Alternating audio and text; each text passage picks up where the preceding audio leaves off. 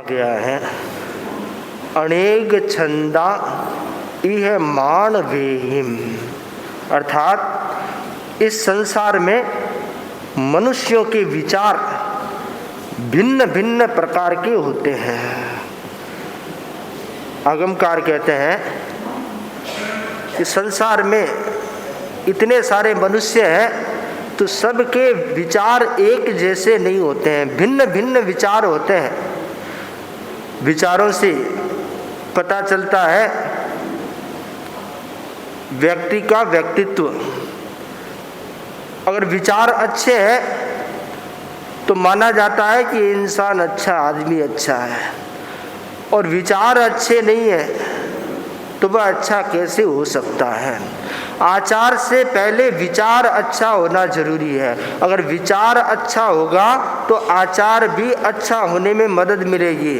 अगर विचार अच्छा नहीं है तो आचरण अच्छा होना बहुत मुश्किल है, क्योंकि आचरण विचार की नींव पर ही खड़ा होता है। तो आचरण अच्छा बने उसके लिए जरूरी है कि हमारे विचार अच्छे बने, श्रेष्ठ बने। जहाँ विचार अच्छे नहीं होते हैं वहाँ पर मनुष्य होकर भी वह निकृष्ट हो जाता है, पशु से भी गया गुजरा हो जाता है। और जहाँ विचार अच्छे होते हैं तो वह मनुष्यों में श्रेष्ठ बन जाता है। इसलिए विचार को अच्छा बनाने का प्रयास करें। एक आदमी जा रहा था, जंगल में से जा रहा था। अचानक एक बाघ पीछे हो गया। घबराया, जंगल में और कोई आसपास सुरक्षा का साधन नहीं है। दौड़ करके एक बड़ा पेड़ था और उस पेड़ पर चढ़ गया। बाघ नीचे आकर खड़ा हो गया। ये कभी तो उतरेगा, अभी नहीं तो थोड़ी देर बाद उतरेगा, और जब उतरेगा तब मैं अपना भोजन बना लूँगा। ऊपर चढ़ता है तो देखता है कि ऊपर एक रीछ बैठा हुआ, भालू बैठा हुआ है। उसने सोचा इधर कुआं इधर खाई, बीच में फंस गया। परंतु ऊपर जो भालू बैठा हुआ था उसने सोचा ये तो मेरा घर है, आवास है, और मेरे घर कोई आता है सुरक्षा के लिए तो वह तो मेरा अतिथि है। तो भालू ने कहा आओ आओ बैठो। उसके ऊपर कोई हिंसक भाव प्रकट नहीं किया। तो आदमी खुश हो गया कि भालू मेरा स्वागत कर रहा है, मतलब यहाँ सुरक्षा है, खतरा नहीं है। थोड़ी देर हो गई, इधर नीचे बाघ खड़ा है। वह विचार कर रहा है कि इस शिकार को कैसे प्राप्त करूं। भूखा था तो उसने भालू को कहा अरे भालू, तुमने किसको आश्रय दिया है? ये तो मनुष्य है और मनुष्य तो हमारा शत्रु है, हमारा शिकार करता है, हमें मारता है। आज ये मनुष्य हाथ में आया हुआ है तो इसको थोड़ा धक्का दे दे, नीचे गिरा दे तो मेरा भोजन बन जाएगा। शत्रु को पनाह देना तो अच्छी बात नहीं है। भालू ने कहा कि देखो भाई, इंसान भले शत्रु होगा परंतु मेरे घर आ गया, अतिथि बन गया कोई, तो अतिथि को मारना या उसे मुश्किल में डालना ये मेरा काम नहीं है। अतिथि का तो स्वागत ही होना चाहिए। अतिथि देवो भव। अतिथि को भारतीय संस्कृति में देवता के समान बताया गया है।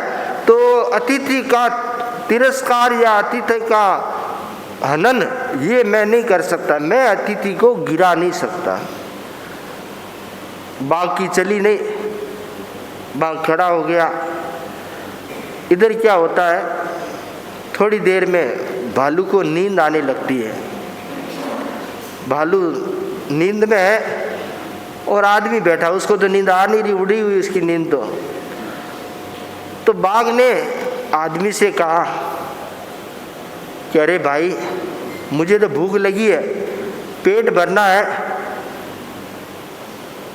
तू नीचे उतरेगा तो तुम्हारे को पकड़ूंगा, तुम्हारे को खाऊंगा। और कोई भोजन मिल जाएगा तो उसको खा लूंगा, तू बच जाएगा। तुम्हारा और भालू से क्या रिश्ता है? भालू तुम्हारे क्या मामा लगता है, काका लगता है? तो भालू को जरा धक्का दे दे, वह नीचे गिर जाएगा, मैं उसको खा लूंगा और चला जाऊंगा, तू बच जाएगा। बाघ की चाल में भालू तो नहीं आया, परंतु इंसान आ गया। उसने भालू सोया हुआ था और जोर से झटका दिया, उसको धक्का दिया कि भालू नीचे गिर जाए, परंतु वह तो जंगल का प्राणी था और उस डाल से छूटा तो दूसरी डाल पे जाके बैठ गया, नीचे नहीं गिरा। अब बाघ ने वापस अपनी चाल बदली। भालू ने विचार किया, जिसको मैंने आश्रय दिया उसी ने मुझे धक्का दे दिया, ये तो विश्वासघात है। मैंने तो अतिथि मान कर रखा और उसने मेरे साथ विश्वासघात कर दिया, पर मैं किसी के साथ विश्वासघात नहीं करूंगा। बाघ ने चाल बदली। बाघ वापस भालू से बोला कि देख लिया तूने, शत्रु आखिर शत्रु ही रहेगा।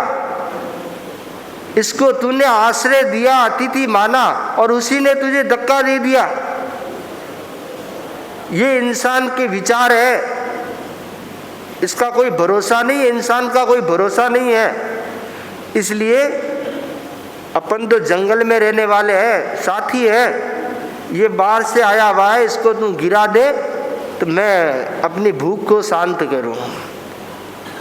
जब बाघ ने ये बात की तब भालू ने कहा कि देखो, कोई अतिथि आ गया है, उसको मैंने देवता के समान माना है, तो मैं उसको गिरा नहीं सकता।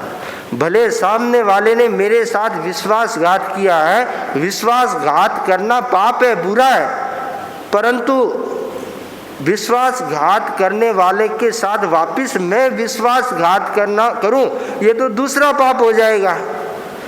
तो पाप को दोहराना भी बुरा कार्य है, तो मैं इसको नहीं गिराऊंगा।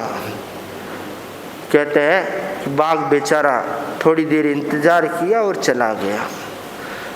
अब आप देखिए, इस कहानी से प्रेरणा ये मिलती है कि इंसान के विचार कितने निकृष्ट हो गए। आश्रय देने वाले को भी मारने पर उतारू हो गया, धक्का दे दिया। और एक जानवर के विचार कितने उत्तम थे कि मेरे आश्रय में जो आया है, मेरे आतिथ्य में जो आया है, उसको मैं नुकसान नहीं होने दूंगा, उसको मरने नहीं दूंगा।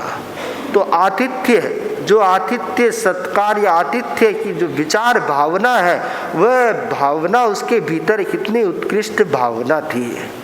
तो विचार का ही अंतर होता है। विचारों से आदमी निकृष्ट होता है और विचारों से ही उत्कृष्ट होता है। अगर विचार अच्छे हैं तो वह व्यक्ति श्रेष्ठ होगा, और विचार खराब है तो वह व्यक्ति खराब होगा। बहुत बार हम देखते हैं कुछ लोगों के मन में ये रहता है कि कोई अतिथि आए तो मैं भोजन कराऊं, अतिथि मेरे द्वार से भूखा नहीं जाए। एक गांव में एक सदगृहस्थ था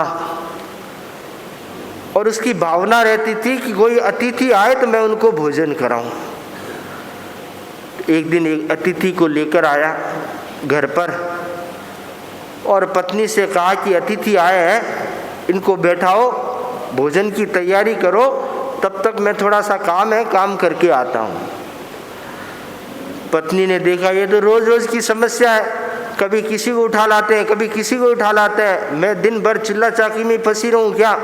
लोगों को खाना ही खिलाती रहूं क्या? यही काम है मेरा, यही धंधा है, इसका कोई ना कोई इलाज करना पड़ेगा।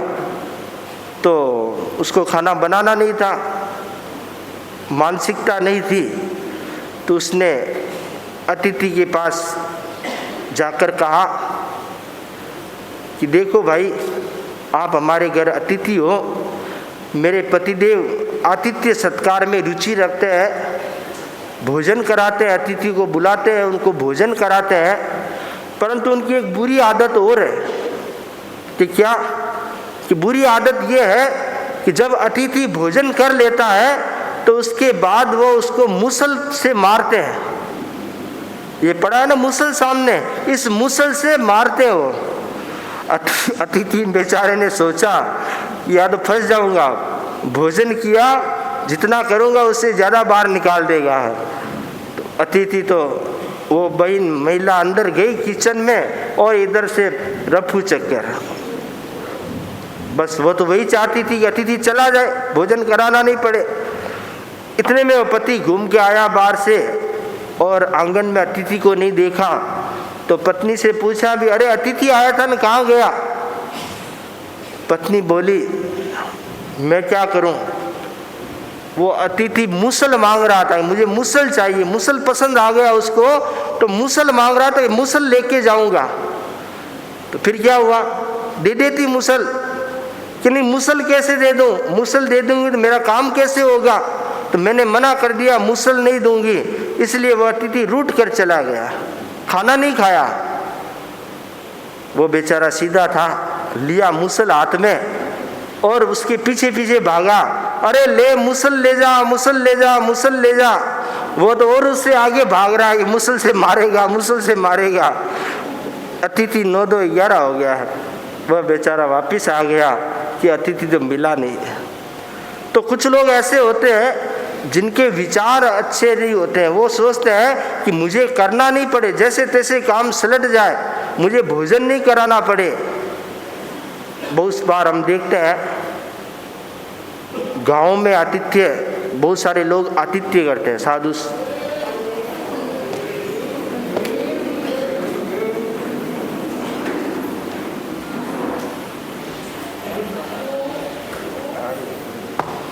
ध्यान धरा जी ध्यान धरा, रिद्धि सिद्धि दाता रही बड़ ध्यान धरा जी ध्यान धरा, रिद्धि सिद्धि दाता रही बड़ ध्यान धरा जी ध्यान धर, मरुधर रामंदार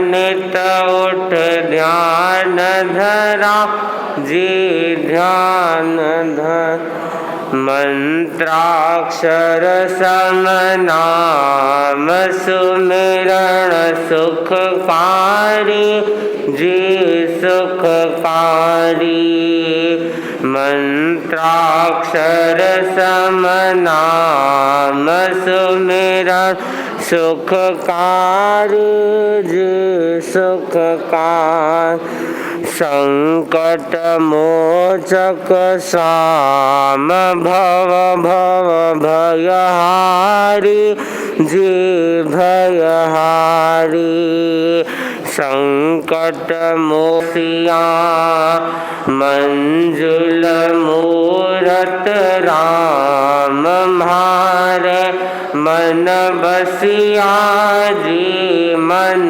बसिया, गीत सवेर शाम गावे गुण रसिया जी गुण रसिया, मरुधर रामंदार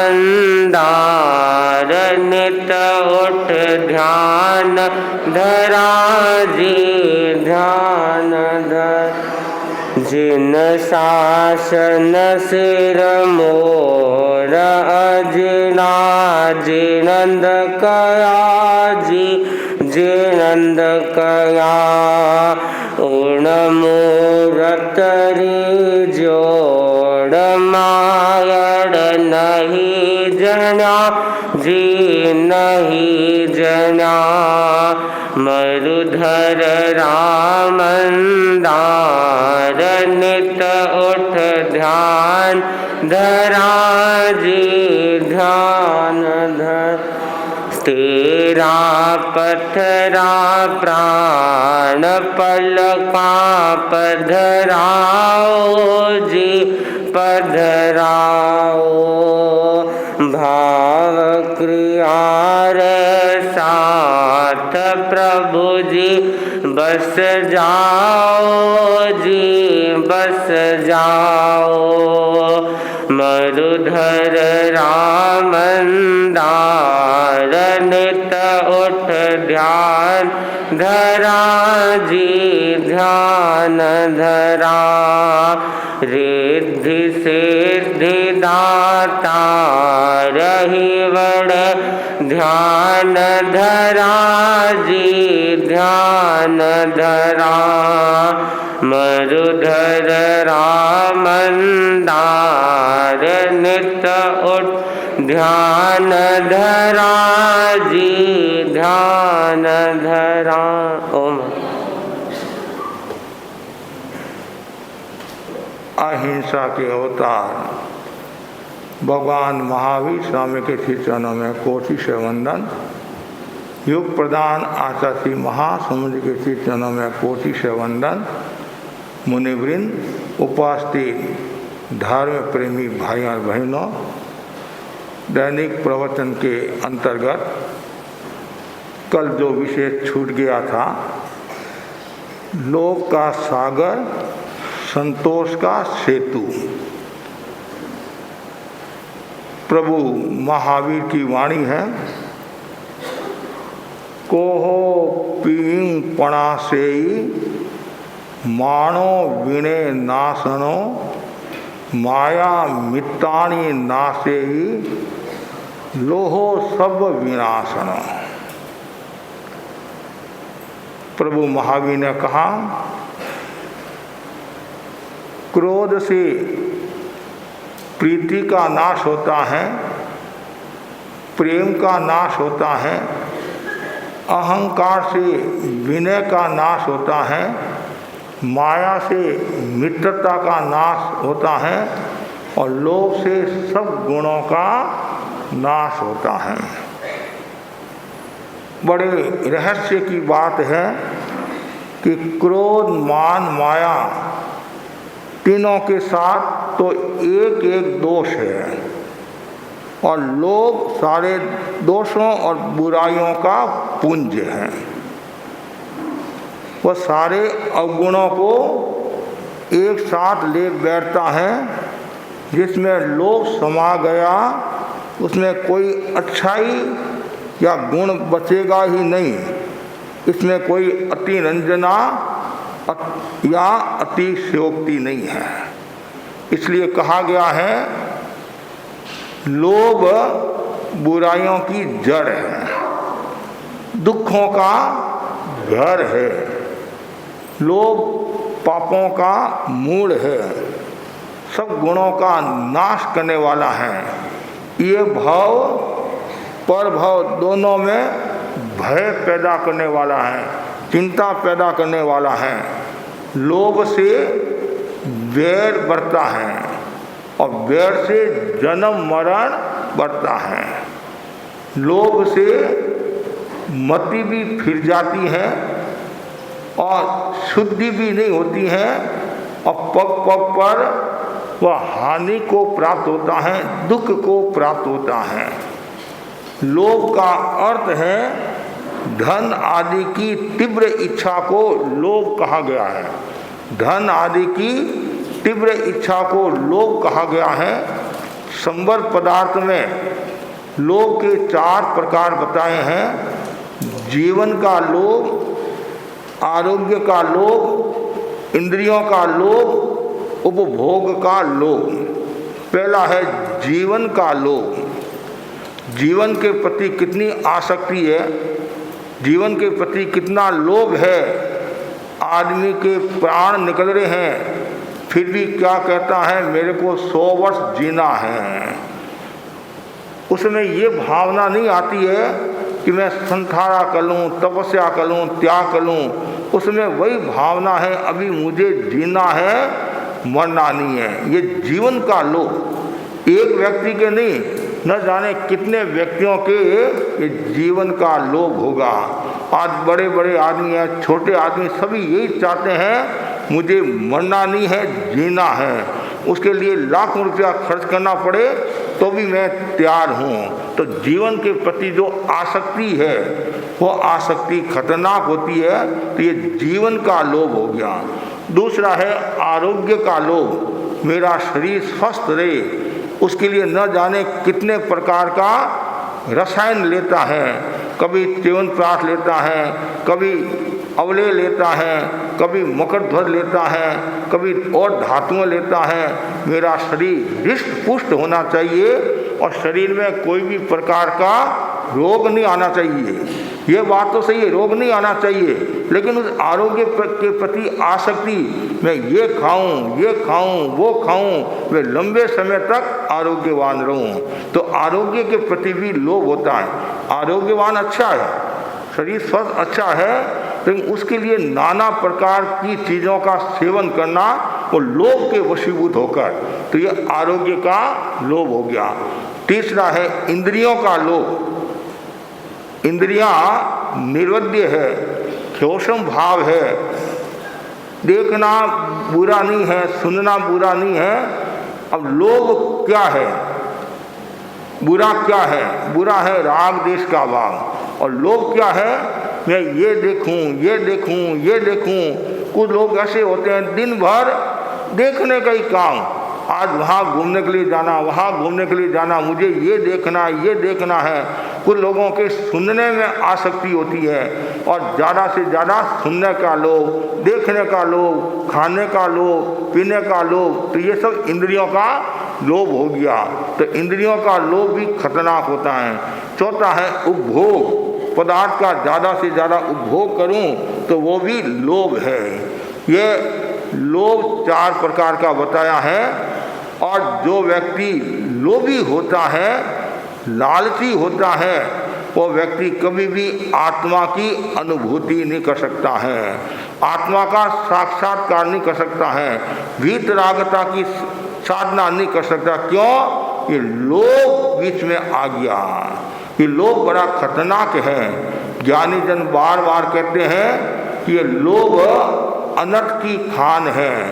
लोभ को सागर की उपमा दी गई है। सागर की उपमा दी नहीं, मतलब लोभ का सागर, और सब खड्डे को भरा जा सकता है, सागर को भरा नहीं जा सकता। सागर में कितना ही पानी आए तो भी वह क्या कहेगा कि हाल आने दो, मना ही नहीं है। तो वैसे ही व्यक्ति जो लोभी होता है, उसको कितना ही धन मिल जाए फिर भी वह क्या कहता, आने दो, आने दो, आने दो। तो लोभी व्यक्ति की गति अच्छी नहीं होती है। गीता में भी बताया गया है, काम क्रोध लोभ ये नरक के द्वार हैं। आगमों में भी स्थान स्थान पर बताया गया है, जो लोभ में आ सकते हैं, पदार्थ में आ सकते हैं, तो उसकी गति सुगति नहीं है, सुगति नहीं है। फिर भी व्यक्ति सब जानता है, फिर भी वह लोभ में डूबा हुआ रहता है। जैसे मूर्ख पक्षी दाना को देखता है, मूर्ख पक्षी दाना को देखता है, फंदे को नहीं देखता है, फंदे को नहीं देखता है। और वैसे ही लोभी आदमी है, वो धन को देखता है, लेकिन वो जेल को नहीं देखता है। आने दो, आने दो, आने दो, आने दो। एक बहुत सुंदर छोटा सा दृष्टांत है, शतद्वारा नगरी। अलग अलग नगरियाँ होती, राजगिरी नगरी, उज्जैनी नगरी। तो शतद्वारा नगरी थी और उस नगरी में विश्वकांत संपन्न व्यक्ति था, उसके कोई कमी नहीं थी, सातों ही सुख जिनको हम कहते हैं। लेकिन उसकी जो वृत्ति थी, वह वृत्ति लालची थी, लोभी वृत्ति वाला था। और कुछ लोग होते हैं, सब कुछ होने के बावजूद भी वह लोभ की प्रवृत्ति नहीं जाती हैं। आज भी हम देखते हैं 80 वर्ष के हो गए, 90 वर्ष के हो गए, 95 वर्ष के हो गए हैं, तो भी बराबर हिसाब रखते हैं। हिसाब रखना तो गलत नहीं है संसारिक जीवों के लिए, लेकिन वो एक एक पैसा इतने डूबे हुए रहते हैं, इसे वसूल करना है, इसे वसूल करना, इसे वसूल करना है, एक पैसा भी ब्याज सहित। और पुराने समय में तो चक्रवर्ती ब्याज भी होता था, चक्रवर्ती ब्याज होता था। तो फिर आदमी वो बेचारा सामने वाला तो जी नहीं सकता था, जी नहीं सकता था। तो ये लोभ वृत्ति वाला था, लोभ प्रवृत्ति वाला था, और इतना साथ में कंजूस भी था। लेकिन जो व्यक्ति कंजूस होता है, लोभी होता है, या पैसा बचाने के चक्कर में कभी कभी क्या होता है, अनर्थ भी हो जाता है। कभी कभी आदमी पैसा वही है 5 रुपये में काम हो जाएगा, 3 रुपये में काम हो जाएगा, तो कभी कभी 300 रुपया भी लग जाते हैं। 3 रुपया दे देते तो काम हो जाता और 300 भी लग जाते हैं। तो अब वो बाप और बेटे के बीच में वैचारिक संघर्ष शुरू हो गया। अब बाप तो कहता खर्चा नहीं करना है, बाप कहता है धन को गंवाना नहीं है, धन की इज्जत करो, धन को कमरों में मतलब क्या बोलते हैं अलमारी में रख दो और तुम ऐसे ही रहो, भूखा रहना पड़े तो कोई बात नहीं है, तपस्या कर लो। तपस्या करनी तो अच्छी बात है, एक व्यवस्था से तपस्या करता है उसका रूप दूसरा होता है। तपस्या कर लो। अब रोजाना की समस्या वैचारिक संघर्ष इतना हुआ, बेटे बोले हम आपके साथ नहीं रहेंगे, रोजाना की समस्या। और फिर आखिर पंचों को बुलाया। पुराने समय में पंच व्यवस्था भी होती थी और पंच भी अलग तरह तरह के होते हैं। राणा पंचा, काणा पंचा, धूल खाना पंचा, अलग अलग तरह के पंच। किधर पलड़ा भारी है उधर हो जाते थे, किधर लाडू मिलने वाला है उधर हो जाते थे, किधर स्वाद सजने वाला है उधर हो जाते थे। कभी ऐसा भी होता ये मेरा परिवार का है तो आपस में सेटिंग कर लेते, फिर बैटिंग भी कर लेते, फिर ईटिंग भी कर लेते, कहते नहीं।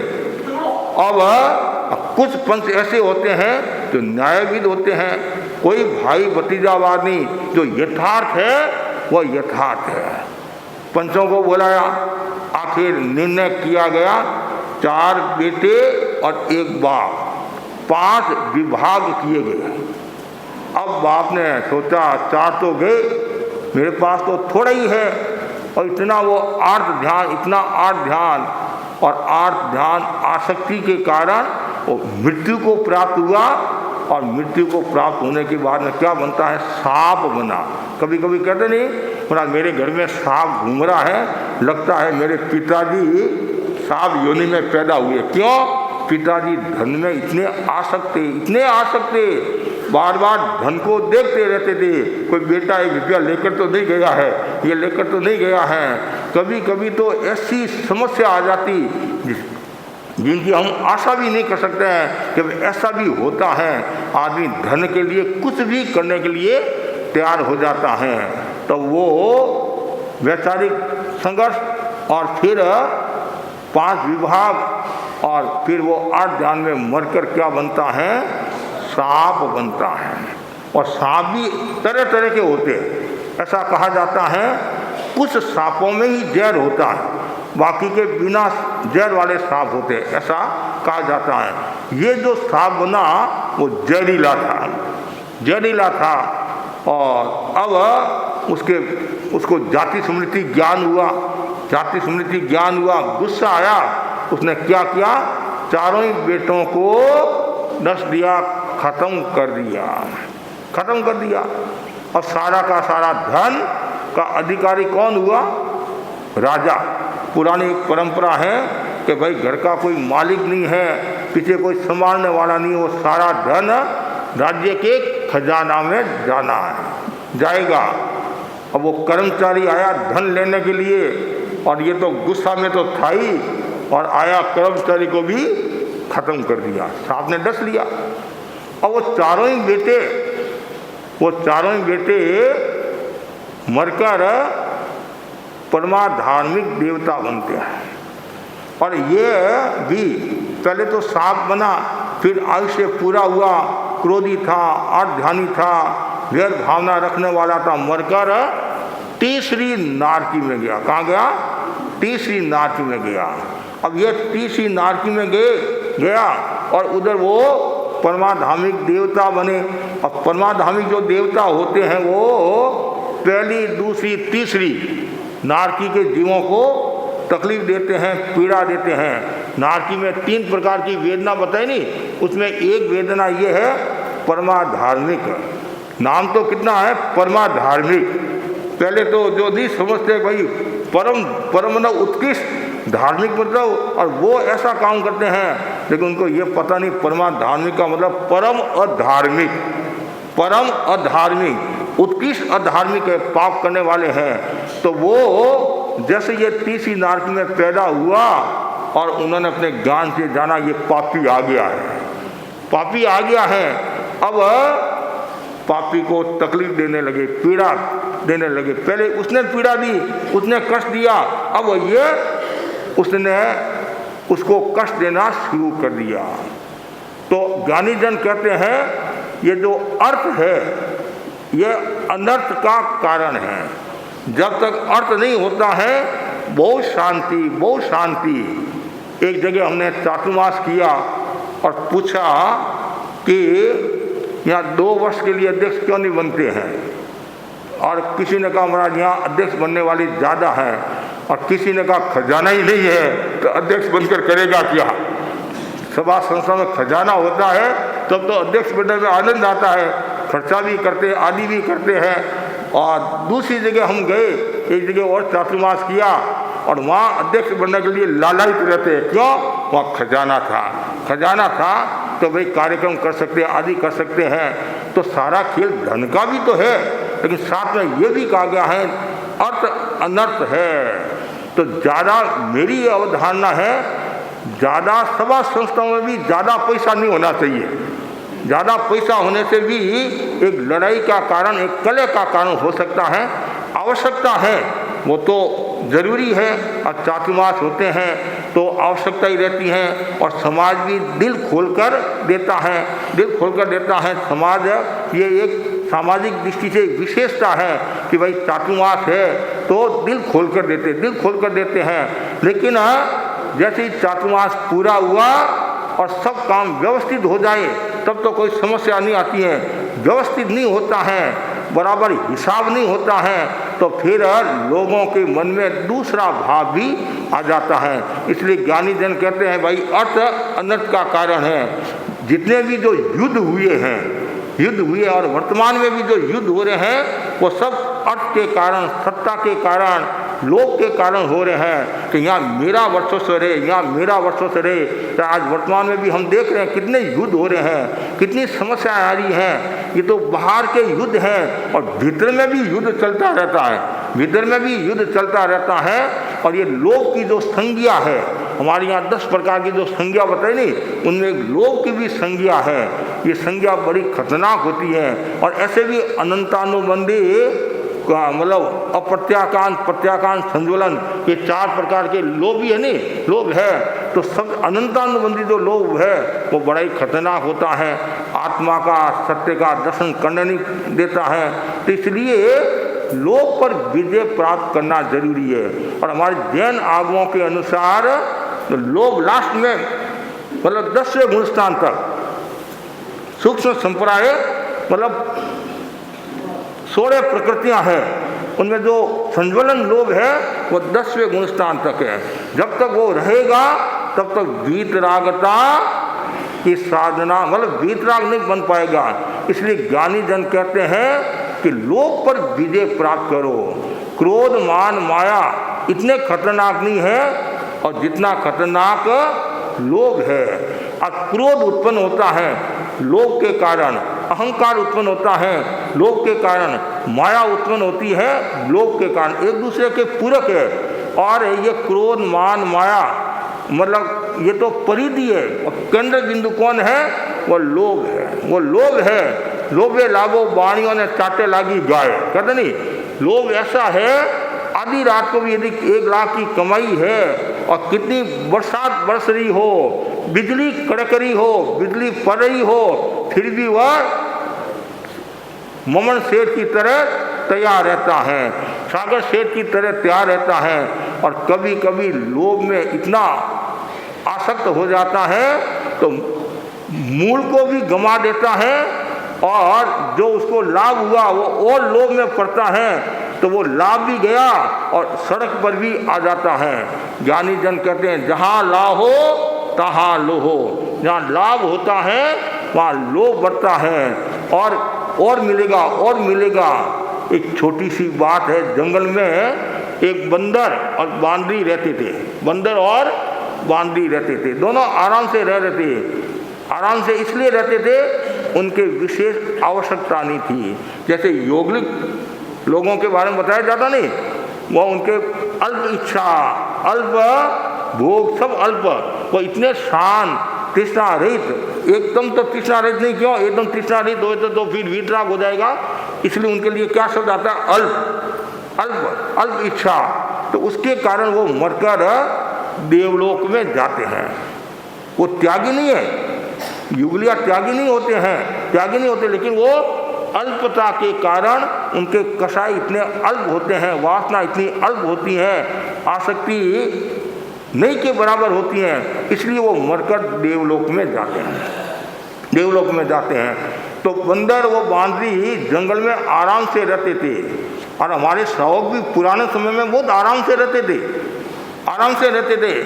मतलब बस 2 समय का भोजन मिला और शांति, मतलब 5 भाइयों का परिवार साथ रहता था, कहीं भी कुछ सामान्यतः घटना नहीं घटती थी। और आज तो 4 सदस्य घर में हैं, वो भी शांति से नहीं रहते हैं। और एक कहता मेरे को 1 करोड़ का पैकेज मिलता है, एक कहता मेरे फिर भी शांति नहीं है, फिर भी वो ऊपर देखता है कि महाराज उसके तो 10 करोड़ का पैकेज है, 100 करोड़ का पैकेज है, और मेरे तो 1 करोड़ का ही है। और नीचे भी तो देख तू, ऊपर तो थोड़े हैं, नीचे ज़्यादा है। आदमी नीचे को नहीं देखता है, ऊपर को देखता है, ऊपर देखकर चलेगा तो वो ठोकर खाएगा, नीचे गिर जाएगा, नीचे गिर जाएगा। और नीचे देखकर चलेगा तो उसको कोई खतरा नहीं है। अब वो आराम से दोनों रहते थे। आकाशवाणी हुई, क्या हुई, आकाशवाणी हुई, आकाशवाणी हुई। तो आकाशवाणी में देवता ने कहा यहाँ जो बावड़ी है, यहाँ जो बावड़ी है, और बावड़ी में जो स्नान करता है, 1 बार 2 बार नहीं, 1 बार कोई यदि स्नान करता है तो पशु है वो मनुष्य हो जाता है, और जो मनुष्य है वह देवता हो जाता है। ये बात किसने सुनी, बंदर ने सुनी। बंदर ने सोचा हमारा तो भाग्य खुला, और वर्षों से हम 23 योनि में हैं, अब हम मनुष्य योनि में आएंगे, धर्म आराधना करेंगे, दीक्षा लेंगे, आत्मा का कल्याण करेंगे, और दिनेश कुमार जी का प्रवचन सुनेंगे। अब उनके मन में वो भावना, और उस बंदर ने बांदरी से कहा हमारा भाग्य खुलने वाला, क्या हुआ। तो बहुत चेहरे पर प्रसन्नता की बात है, कोई गढ़ जीत लिया, हाँ गढ़ जीत लिया, क्या हुआ, आकाशवाणी हुई है। और इस बावड़ी में जो स्नान करता है वो पशु से मनुष्य हो जाता है। तो शर्त ये है 1 बार ही। बांदरी का बहुत खुशी की बात है, बांदरी भी कम नहीं थी, वो भी होशियार थी, वो भी स्वार्थी थी। उसने कहा पहले आप स्नान करो। क्या कहा, पहले आप स्नान करो, और आप यदि मनुष्य बन गए तो आपके पीछे पीछे मैं भी मनुष्य बन जाऊंगी, राजकुमारी बन जाऊंगी। वो भी होशियार थी, पहले मैं स्नान करूँ, मर जाऊं तो।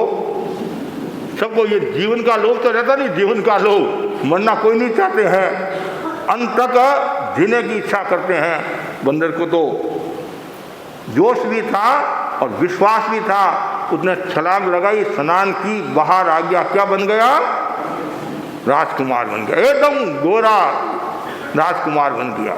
मैंने कहा सही है ना, हाँ आप जो कह रहे सही है। उसने भी छलांग लगाई और स्नान की, बाहर आई, वो भी राजकुमारी होगी।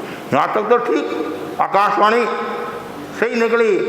अब उसको लोभ आ गया, लोभ बहुत जल्दी आ जाता है लोभ। और जैसे एक बार आप को कुछ धन मिला तो दूसरी बार, और पिछली बार मैंने 1 लाख का लगाया था, इस बार 10 लाख का लगाऊं, और परिणाम ये आता है 1 करोड़ गंवा देता है, 1 करोड़ गंवा देता है। तो लोभे लागो बाने वाली बात है। तो इस बार ऐसा करे, 1 बार और स्नान करे, 1 बार और स्नान करे।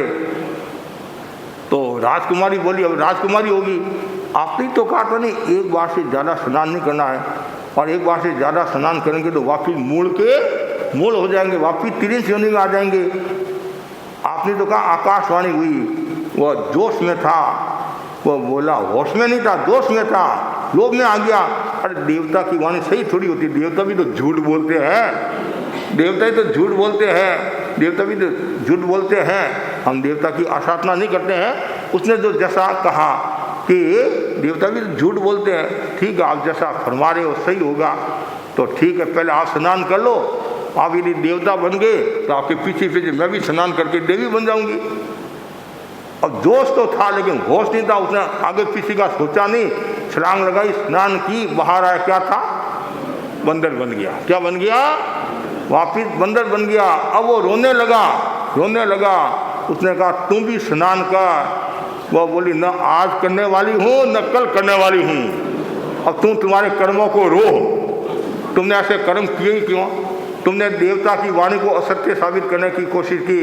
देवता ने कहा एक बार ही स्नान करना, तू जाने और तुम्हारा कर्म जाने। और वो खूब गड़गड़ा रहा है, खूब रिक्वेस्ट कर रहा है, तो मैं अकेला हो गया, तुम अकेला हो और कुछ भी हो, मैं अब तुम्हारे साथ रहने वाली नहीं हूँ। इतने में क्या होता है, एक राजकुमार उधर से निकला। हाँ, राजकुमार उधर से निकला और राजकुमारी ने इशारा किया मैं अकेली हूँ। कोई मतलब वो लव मैरिज नहीं थी, लव मैरिज नहीं थी, और न कोई अपहरण था। उसने तो इशारा किया मैं अकेली हूँ। और वो राजकुमार ने देखा भाई मुफ्त की मिल रही है, और वो लेकर आ गया घर पर। और महारानी ने कहा बेटा ये किया ऐसा अनर्थ काम किया, तू ऐसा काम करके आया। माँ मेरी भी बात सुन कि ऐसी बात हुई है। तो माँ ने भी उसको शाबाशी दी, बेटा बहुत समझदार है और तुमने गलत काम नहीं किया है, इसके कहने पर तू लेकर आया है। अब वो आराम से रह रहा है और रह रही है, और वो बंदर अब रो रहा है। अब जंगल में घूमता घूमता मदारी आ गया। मदारी होता नहीं, मदारी। अब मदारी को तो ये चाहिए कि भाई बंदर मिल जाए तो वो डमरू बजाते हैं, उसके आधार पर उसको पैसा भी मिलते रहते हैं। आज भी गाँव के अंदर वो लेकर आता है और वो नचाता है, तो कोई 5 पैसा 10 पैसा 20 पैसा देते तो उनका पेट भर जाता है। अब वो भी घूमता घूमता उसी नगरी में आया। लोगों ने सुना भाई बांदरा आया है, तो उसके मन में भी कुतूहल जगा। तो वो भी तो पहले बांदरी थी। उसने सोचा कि मेरा पति तो नहीं आया, और देखा भाई देखो कौन है, एक बहुत हट्टा कट्टा बंदर है, और सब बता दिया चरा ऐसा वो है। उसने भी ऊपर से गवाह से देख लिया है तो मेरा ही है, और उसके मन में दया का भाव आया, करुणा का भाव आया, बेचारा ऐसा घूमेगा फिरेगा। तो मदारी को समझाया कि मैं तुम्हारे को 500 रुपया देती हूँ और ये मेरे को अच्छा लगता है, और तू मेरे को दे दे। तो मदारी ने सोचा जंगल में से तो और लेकर आ जाऊँगा, 500 रुपया तो बहुत होते हैं। वो 500 रुपया दिया और वो चला गया और बंदर को वहाँ रख दिया। अब बंदर रो रहा है, क्यों रो रहा है कि उसने लोभ किया। तो लोभ से आदमी को दूर रहना चाहिए। अब ये लोभ का सागर है और संतोष का सेतु का मतलब पुल है नहीं, सेतु मतलब पुल। अब लोभ को जीतना है, ये सागर को जीतना है, और जिसने सागर जीत लिया, सागर को पार कर लिया, तो वह मोक्ष में चला जाएगा। बहुरूपी सागर। अब बहुत सुंदर कहा गया है लोभ को कैसे जीते। अध्यात्म के आचार्य ने भी कहा है, और भगवान महावीर की वाणी है 1041 सूत्र में भी कहा है, संतोष के द्वारा लोभ को जीतो। किसके द्वारा? संतोष के द्वारा लोभ को जीतो। और संतोष का अर्थ क्या है? पुद्गल की आकांक्षा नहीं होना। पुद्गलों के प्रति जो आसक्ति होती है, आकांक्षा होती है, उसको छोड़ना संतोष है। क्या है? संतोष। और दूसरी बात है, वो सुंदर का है, वेद विज्ञान का नाम है संतोष। तीसरा है अनासक्ति, संतोष है। आसक्ति तो लोभ है और अनासक्ति संतोष है। कितना मतलब? संतोषो परमं सुखम, संतोष को परम सुख का है। संतोष को नंदनवन की उपमा से उपमित किया गया है। तो व्यक्ति यदि संतोष को धारण कर ले तो अनेक समस्याओं का समाधान हो जाएगा। आज भी हमारे कुछ ऐसे व्यक्ति हैं जो संतोषी है कि महाराज मुझे ज़्यादा नहीं चाहिए, क्यों मैं दिन भर ये धंधा में पड़ा रहूं, आत्मा की आराधना करूं। ठीक है, मैं संसारी जीव हूँ, मेरे घर में इतने सदस्य हैं, मुझे व्यवस्था करना है, पर अब मैंने व्यवस्था कर दी है, अब मैं मेरी साधना कर रहा हूँ। और कुछ लोग ऐसे होते हैं संतोष की साधना नहीं करते हैं, लोग को बढ़ाते रहते हैं। 7 पीढ़ी की चिंता, कितनी आगाए अपनी मौत का कोई बसन नहीं है, और समान 100 वर्ष का और पल की खबर नहीं है। फिर भी आदमी वो 7 पीढ़ी की चिंता करता रहता है और खुद तो शांति से खा नहीं सकता है। कभी कभी देखते हैं कमाता कोई है और भोगता कोई है।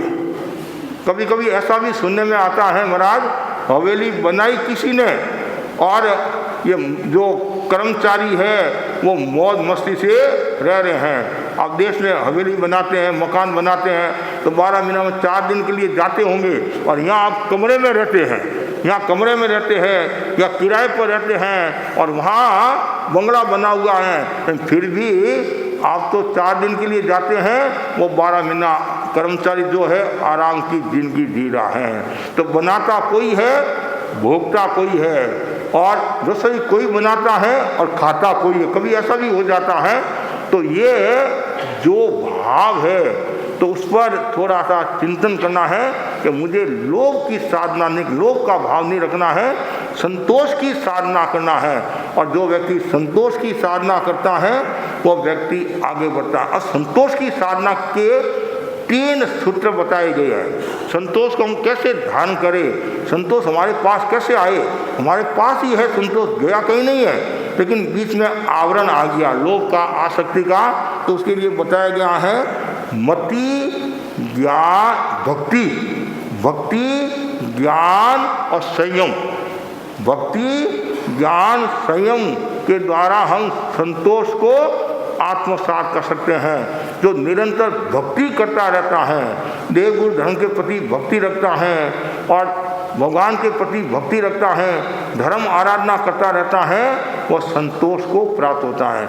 दूसरा, जिसके पास में ज्ञान है वह संतोष को प्राप्त होता है। और जिसने इच्छाओं का संयम कर लिया, भीतर से जो मांग उठती है उस मांग को अस्वीकार जो कर लेता है, वो संतोष को धारण करता है। तो बहुत सुंदर है, 3 बातें बताई है। मतलब भक्ति, ज्ञान, संयम और संतोष का आदि बिंदु है चाह की समाप्ति और आकांक्षा पर विजय। जिसके कोई चाह नहीं है वही व्यक्ति संतोष की साधना कर सकता है। चाह होनी चाहिए, किसकी चाह? कर्म क्षय की, आत्मविशुद्धि की चाह होनी चाहिए, पौद्रिक सुखों की चाह नहीं होनी चाहिए। आदमी के जीवन में पौद्रिक सुखों का ज़्यादा रहता है कि महाराज पौद्रिक सुख मिल जाए। हम कहते हैं भाई अब तो शांति कर, अब तो संयम रख। महाराज संयम तो रखना ही है, लेकिन जो सुख मिला है उसको मैं भोग लूँ। और कुछ लोग ऐसे होते हैं पदार्थ में, धन में इतने डूबे हुए रहते हैं, उनको महाराज भी याद नहीं आते हैं, और धर्म ध्यान भी याद नहीं आता है, और न परिवार याद आता है। और ऐसा भी कहा जाता है लोभ के कारण सामाजिक संबंध भी टूट जाते हैं, पारिवारिक संबंध भी टूट जाते हैं, और व्यवहारिक संबंध भी टूट जाते हैं, और वो किसी को नहीं देखता है। ये है तो सब कुछ है। हमारे बड़े संत मुनि मोहनलाल जी आमिर फरमाते थे, दौलत से मत कर नफरत, दौलत दिल देगी, और मगर डूब गया उसमें उठा महफिल देगी। जो उसमें डूब जाता है वो अपने अस्तित्व को समाप्त कर लेता है।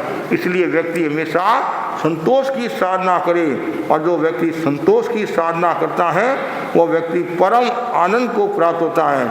उत्तराधीन सूत्र में भी यही बात बताई है, लोभ विजयनम बनते जीवे किंग जने। लोभ पर विजय प्राप्त कैसे करे? तो संतोषी भावन जनई। जो संतोष को धारण कर लेता है वो व्यक्ति आराम की जिंदगी जी सकता है, अच्छा जीवन जी सकता है। तो संतोष का सेतु होना जरूरी है, पुल होना जरूरी है। पुल यदि होता है तो आदमी आराम से जा सकता है, और पुल नहीं है तो कभी कभी हम रास्ते में विहार करते हैं तो नदी आ जाती है। पुल नहीं होने के कारण रास्ता पार करना भी भारी हो जाता है। और तो पुल होता है तो आराम से रास्ता पार कर लेते हैं। जैसे यहाँ भी अनेक पुल है, पुल से आदमी आराम से, और कुछ जगह ऐसे पुल भी बने हुए हैं तो बहुत जल्दी भी पहुँच जाते हैं। नहीं तो महाराज 1 घंटा लगता है, आधा घंटा लगता है। अब पुल हो गया हम 20 मिनट में 25 मिनट में आ जाते हैं। तो पुल का भी अपना मूल्य है। तो यहाँ संतोष का पुल बना दो तो कोई आपको खतरा नहीं है, आराम की ज़िंदगी जी सकते हैं। तो बस मैं यही आपको कहना चाहता हूँ, सभी भाई बहन संतोष की साधना करें, और संतोष की जो साधना करेगा उसके कोई भी प्रकार का दुख नहीं रहेगा, न शारीरिक दुख, न मानसिक दुख, न भावनात्मक दुख, क्यों उसने संतोष को धारण कर लिया, और न कोई प्रकार का तनाव रहेगा।